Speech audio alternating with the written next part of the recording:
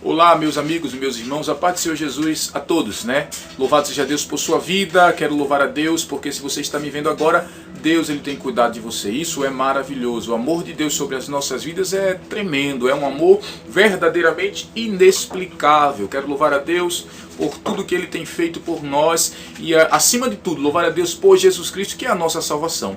Hoje eu quero compartilhar com vocês uma palavra, um tema muito interessante. É como apresentar a fé, como devemos chamar as pessoas à fé em Cristo. Esse assunto é de tão importância porque, meus amigos, porque, meus irmãos, porque nós estamos vivendo dias difíceis, onde se inverte a ordem das coisas, onde se prioriza a prosperidade que um dia vai derreter, que vai ficar aí, ainda que aquilo que você conquiste fique aí, você vai passar, porque a Bíblia diz que o homem é como o vapor da terra, que logo que surge e logo se vai, e tudo fica aí. Então a prioridade que todo homem, toda mulher, em toda a face da terra precisa ter em crer no Senhor Jesus para ser salvo e para viver eternamente, porque o tesouro que Ele nos oferece não perecerá, mas durará para sempre, a nossa vida eterna ao lado dele. Então é muito importante saber como apresentarmos a fé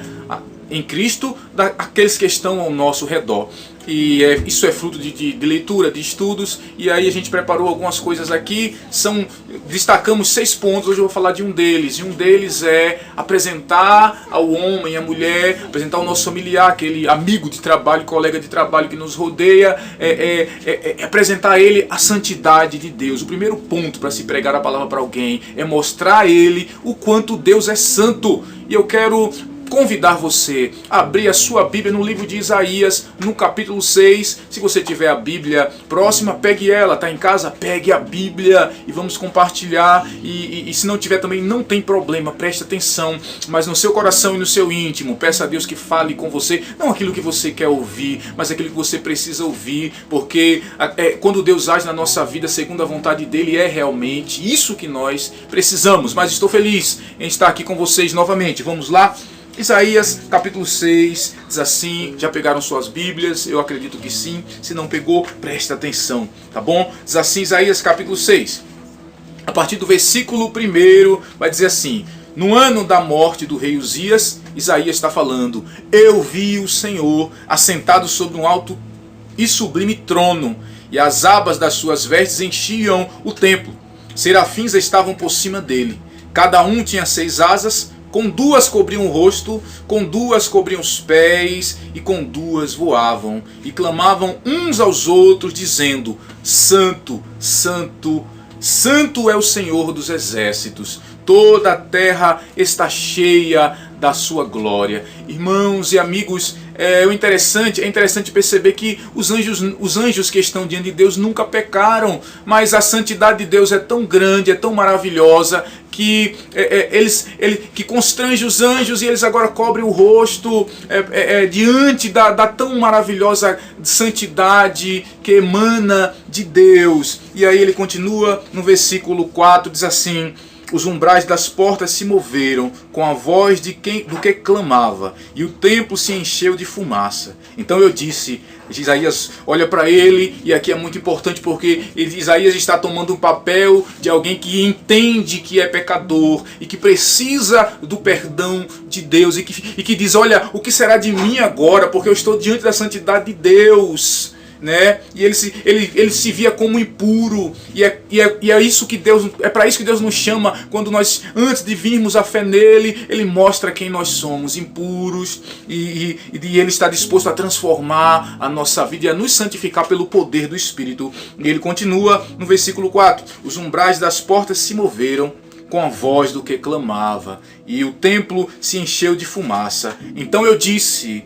ai de mim, estou perdido, porque eu sou homem de lábios impuros, e habito no meio de um povo de lábios impuros, e os meus olhos viram o Rei, o Senhor dos exércitos. Então um dos serafins voou para mim, trazendo na mão a brasa viva que havia tirado do altar, com uma pinça. Com a brasa tocou a minha boca e disse, eis que esta brasa tocou os seus lábios, a tua iniquidade foi tirada e o seu pecado perdoado.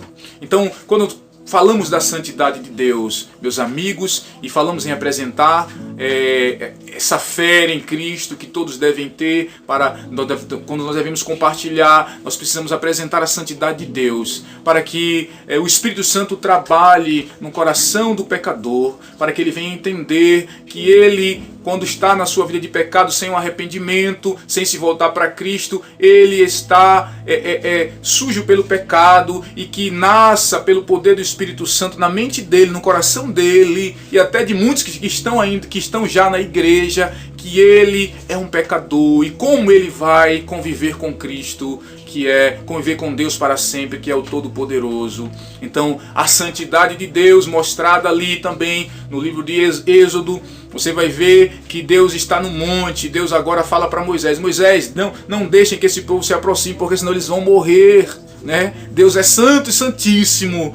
Então você vai gerar no coração daqueles que ainda não conhecem Jesus como seu íntimo, como seu único Salvador, você vai levar a eles a palavra, para que o Espírito Santo gere neles o sentimento e uma interrogação: como chegaremos a Deus, já que Ele é tão santo e eu sou tão pequeno, tão falho?